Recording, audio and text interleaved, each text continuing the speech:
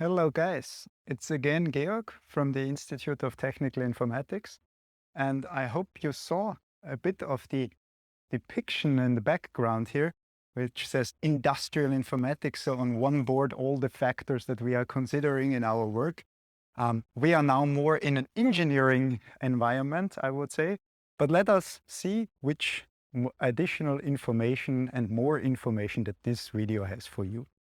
In this video, I give you some insights in our course Industrial Software Development and Quality Management. Course that consists of a lecture and a practical part. And I want to give you the insights by answering three major questions. Why, how, and what? Why do we do this stuff? Why does this course focus on the automotive domain? And how? How do you benefit from this course? How does this course work, basically? And finally, what? What are to be expected? What are the expectations from the course? And what are the learning goals that you will learn? Let's start with the first question, why? Why the automotive domain? Well, because we know the automotive domain. And not only we, your lecture team, but we as normal people. And to bring it up to you a bit more clear, there was a questionnaire in the US, in the state of New York, by the University of Buffalo, where they ask random people on the street, how much fuel is your car consuming? An answer that 90% of the interviewed people could give. The same people asked, what is your blood type? And only 58% of them knew it. And to make it even worse, they asked about the cholesterol level. And there only 43% knew the cholesterol level. So these interviewed people know less about themselves, about their numbers, their body, than they know about the measures of their vehicle. Also, Kimi Räikkönen, famous Formula One world champion, once mentioned, I don't know, I only drive my car. He doesn't know all the details of the aerodynamics, all the details of combustion engines, of suspensions of his vehicle. He's only driving the car, and only by that he became world champion. That is one thing. We have a lot of implicit knowledge that we don't really are aware of that. That's one thing. The other thing is also we are focusing on embedded systems in all our research, and there the automotive is a very trendy and challenging domain.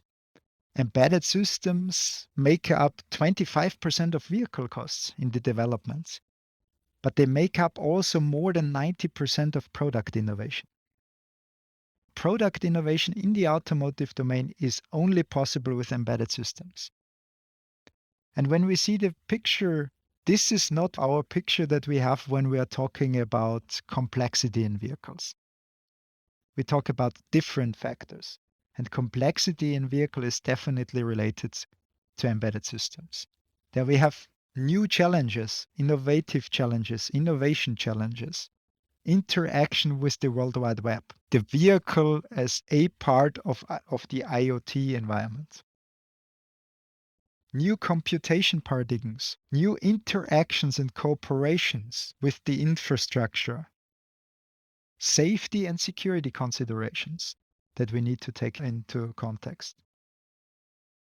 And another thing is when we are only focusing on software engineering because we are dedicated to software engineering, when we see the complexity of the automotive domain, of modern high-end vehicles, and the lines of code that they have, and also all the quality criteria that they have to cope with.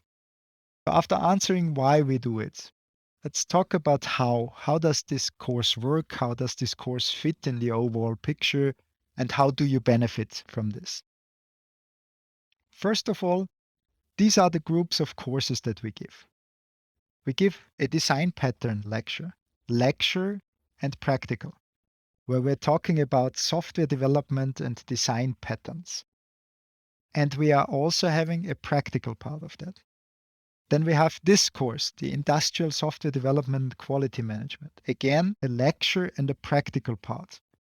where we're focusing on quality evaluation, quality assurance. We're also focusing on software engineering, a lot of these factors. And we are focusing on the automotive domain. As I said, for the reason of everyone knows the automotive domain, everyone is emotionalized by the automotive domain. And the key learnings that we get, we can transfer to any other domain. We have another course block, fault-tolerant computing system, where we only focus on one aspect, and that's the functional safety evaluation and processes of the automotive domain. And as again, we see automotive domain just as a entry point for other domains. But we see again a lecture block that consists of lecture and practical. And then we have an exception. Select the topic of embedded and automotive systems. And the exception is this consists not of a lecture and practical part, it's a seminar. So it means it's an inverted classroom.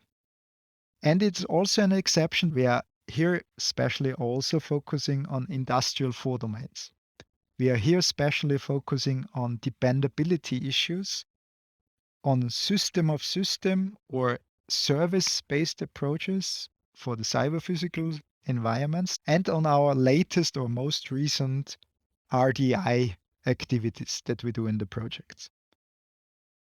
Again, a hands-on and a lecturing part, just in another manner.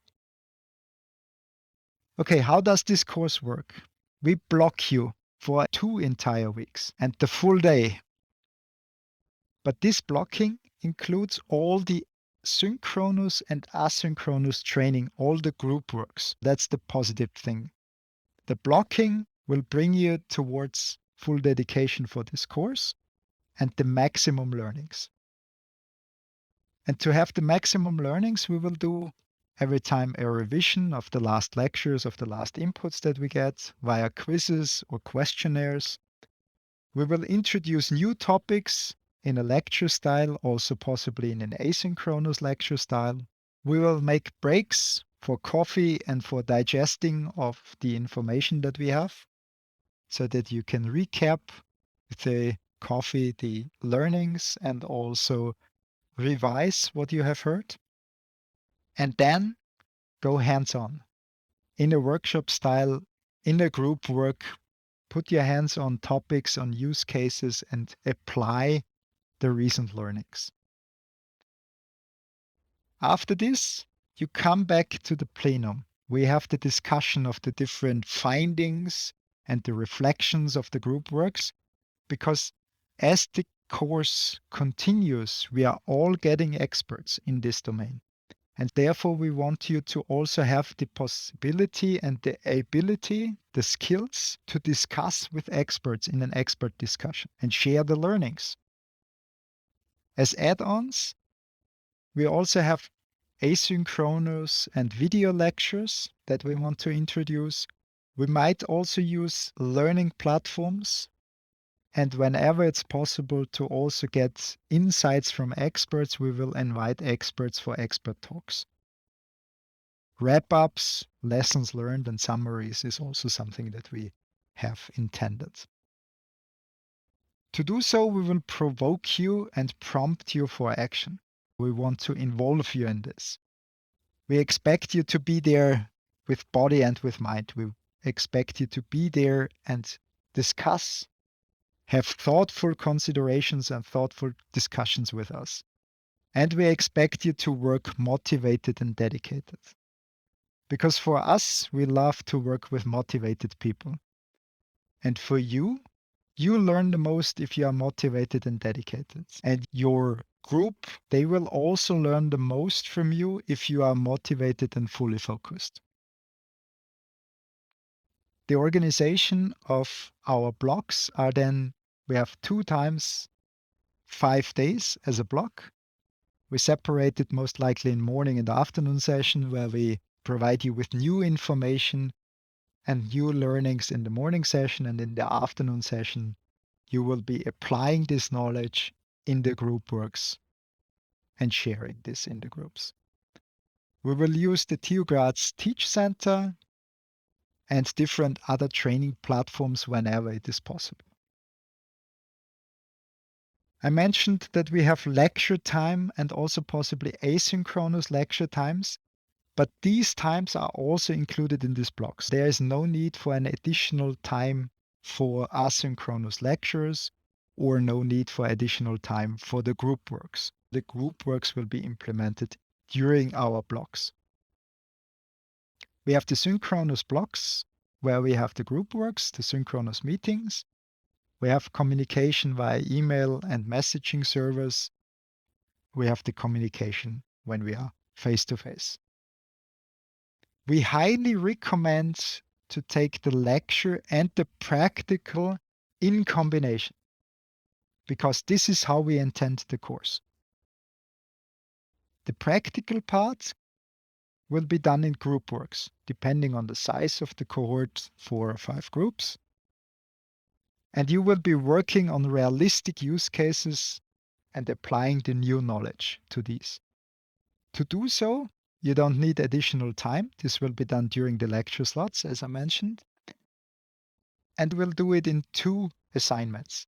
The first one, an incremental one that we take throughout the course. As long as we are learning new stuff, we are incrementally approaching this topic.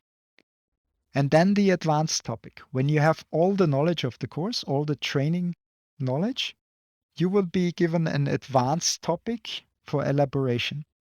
So the last 2 or 3 days will only be focusing on the group work where you elaborate on this advanced topic and then come back again in the plenum and discuss with the other experts, so your peers, what you have as a finding.